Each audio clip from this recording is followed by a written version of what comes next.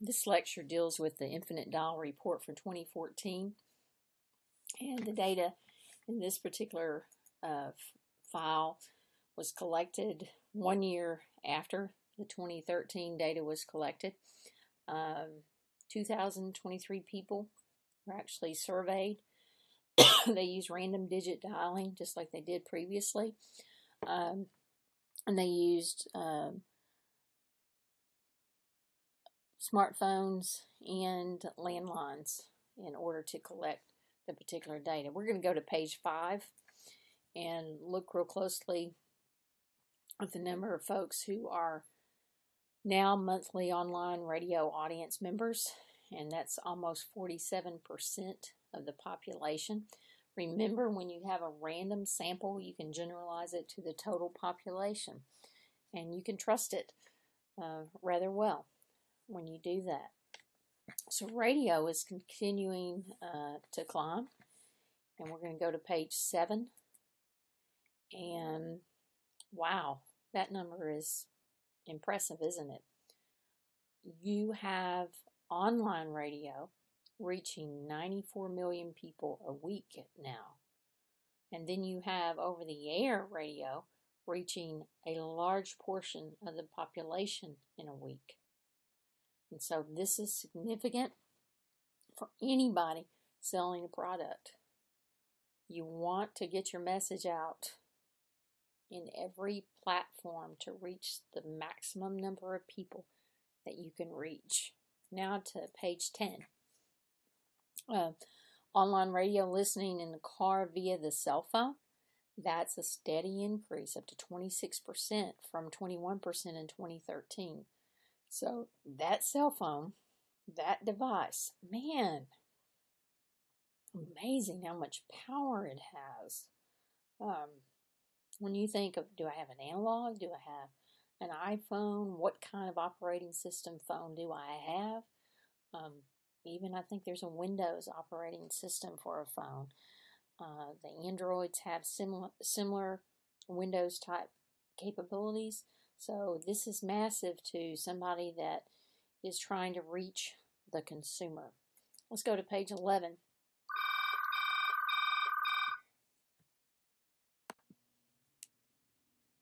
And sometimes the phones ring while you're recording lectures. So that's what just happened. And that was a landline. That's a rarity. There aren't many people that have landlines still. We maintain a landline in our home because we know that cell phone coverage can go down quickly. You still have a line. And we found that out in a situation back in 2009 when we had a little ice storm here in the Jonesboro area. And we were glad that we had our landline because we were able to communicate with other individuals. And then from there, we're going to go to page 12. And this is interesting. This is, okay, if you're trying to reach a population, you're trying to get your product out there, your service out there, the majority of people say having a commercial is a fair price to pay for free audio content. And that's what you're getting. You're getting free audio content, but you have to have the commercials. And so this is really important to recognize. And right there, 80% of AM/FM radio listeners say, yep, it's okay. That's a fair price to pay. And 75% of any internet folks say that. Internet listeners say that. And I think that that's a telling sign. Now what we're going to do is we're going to go to page 16, and we're going to look at a couple of audio brands there. Pandora remains very competitive as far as competition in internet audio space. iHeartRadio is right up there with it, 48%, and iTunes Radio at 47%. I think what you want to think about there is these are resources that allow you to get audio content. And some of the audio content is different from others. Different stations use iHeartRadio to infiltrate the market with their sound. locally, a lot of the radio stations use TuneIn Radio as a way to get their content out there. So there's multiple ways to do that. Some of these here, I'm not actually even that familiar with. Some of you guys may use it. I'd like to know when I get back on campus if you're using some of these resources to reach out to individuals. And now we're going to go to page 18. And this just shows you who's listening from what group, age-wise, from 12 to 24, 25 to 54, and 55 plus. Wow, 55% of 12 to 24 are using Pandora. 33% 25 to 54 years old are using Pandora, and 11% from age 55 plus are using Pandora. iHeartRadio, not as much. iTunes Radio, it's taking off some. Spotify is also another resource that's being used, that's gaining among the young folks. And if you really think about it, you guys, if you're a media manager, these people right here, you got to figure them out. And then this group right here, the 25 to 54, they're the ones that have quite a bit of money, especially that upper end of that age group from 55, or I should say from 50 to 54. And then those 55 plus, they get more money than anybody. And they're not really being reached by some of these sources here. So can we monetize them? It's possible that we can monetize them. We're going to go to page 21. And just look at the numbers from, basically they asked the question, did you listen last week using these resources? And so some people, yeah, they use it, but did they actually use it this past week? Were they engaged in using these resources? And once again, the 12 to 24 are the ones that are really paying attention to these types of outlets where they can get audio content. Now we're going to go to page 21.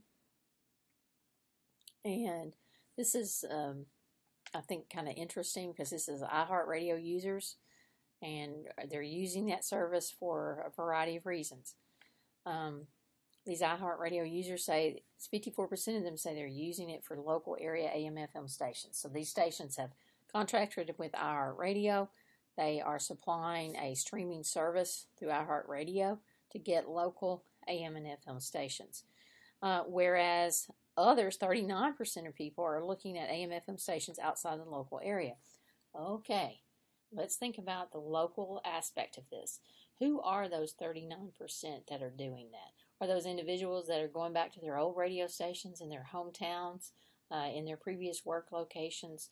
That's the kind of question that you have to ask. And then as an AM/FM radio person, locally, let's say, what do I need to do to get that 39% back to me? I don't need them to go outside the local area. So if I'm not providing enough local content, local interest, and they're going somewhere else, I may need to change my programming. Customized stations, those are specific to individuals that may want a certain kind of music genre and that sort of thing. One of my daughters was telling me about an app that allows you to identify all the way down to your mood the type of music that you want played. Again, moving to a new slide, 4 in 10 iTunes radio listeners say they time they spend listening is new time. That's interesting, isn't it? So they're expanding the amount of time that they spend with radio by engaging in iTunes radio. So the question is, what is this new time for? So let's say here, mostly replacing local AM/FM radio stations, over the air or online, 18%. Yikes! That's like a slap in the face almost to local radio producers. And it's like, okay, what are we going to do there? And then iTunes replacing internet radio services such as Pandora, Spotify, and iHeartRadio. You guys, this is an evolving business. And you have got to have your finger on the pulse of this these changing landscapes. iTunes Radio has changed the way people are engaging in audio content. But 41% say it's new time, not time taken away from radio, CDs, or MP3s. They're just using and listening to iTunes Radio. And so that's an element that you have to think about as you plan. Now we're going to go to page 25. On 25, we're looking at FM tuners and cell phones. And some of you probably have the FM tuners in your cell phones. And individuals are asked, if you had one, would it lead you to listen to more FM radio? Right now, people say no. It's interesting, though, how apps become so important to individuals, certain apps. And I think that you're probably going to see if that FM tuner is in there. Man, you've got a whole radio on your phone if you have an FM tuner. And what an avenue for FM radio stations to reach out to these particular individuals. I'm going to go to page 26. This takes time away from your media content when an individual goes to YouTube and watches music videos or listens to music on YouTube. And so those numbers are rather significant. 81% use YouTube before. Last month, 74% said they did, 60% last week. And this is the more realistic number here, the 60% from last week. Now we're going to go to page 29. And still, similar to what was in 2013, we see AM/FM radio dominating in in-car media. Next up, CD players, 17% at satellite radio, 14% online radio. So those numbers are interesting for a radio owner and for you. Then we'll go to page 31. Historically, FM radio was never going to take off until FM tuners were placed in cars. So today, in-dash information entertainment systems in your primary cars are taking some traction. And the ability to have at your fingertips the same kind of audio experience that you have at home, in your car, is of interest to people. And it grew 2% from 2013 to 2014. And I think radio stations, television stations, internet delivery systems, they're all interested in this particular aspect of in-dash entertainment systems, because what goes in the car oftentimes leads in the market in future days. Now we're going to look at smartphones on page 34. And what you have here is a 500% growth in smartphone ownership in 5 years. We went from 2009, where 10% of people had smartphones, all the way to 2014, where 61%, or 160 million people, had smartphones. When you look at the breakout of smartphone penetration by age, you can see 12 to 24, 25 to 54, and 55 plus. But every day I walk into a Walmart or a grocery store, I see more and more of the 55 plus engaging in smartphone usage. And then this group right here, 78% of 12 to 24 year olds are using smartphones. That's a tremendous number of individuals. And look how much it's grown from 2012 to 2014. So that's something that, how can I reach those people? Because they're using their phones more than they are using their traditional legacy media. Now we're going to go to page 36.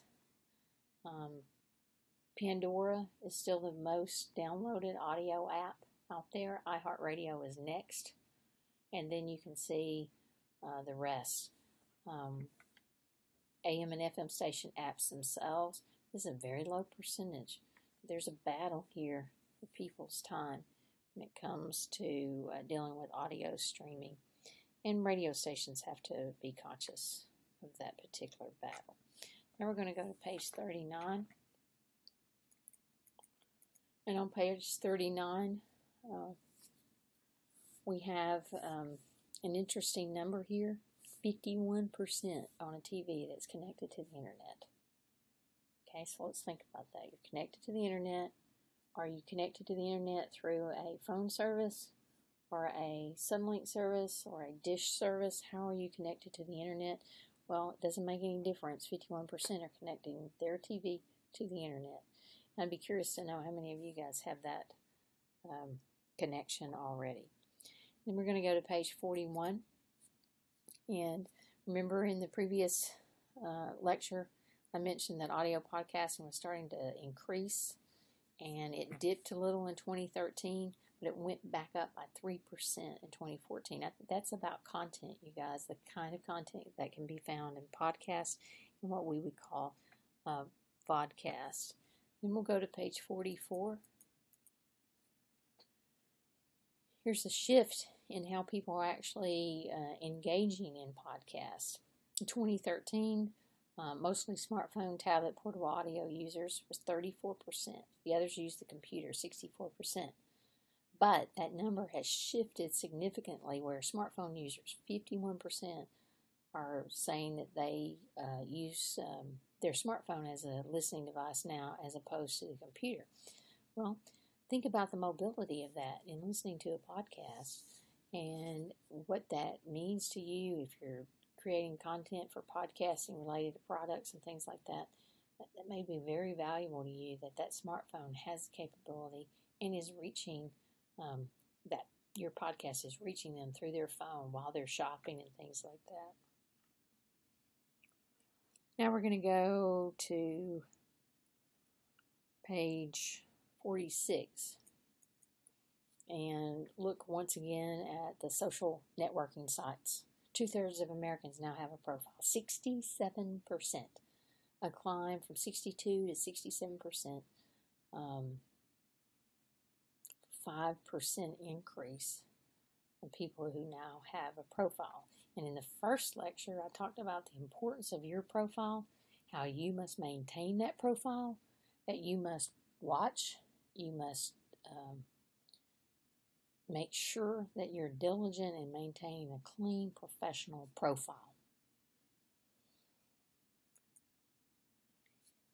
And then it's a little bit more data there on page 47, looking at Facebook competitors and how they continue to grow.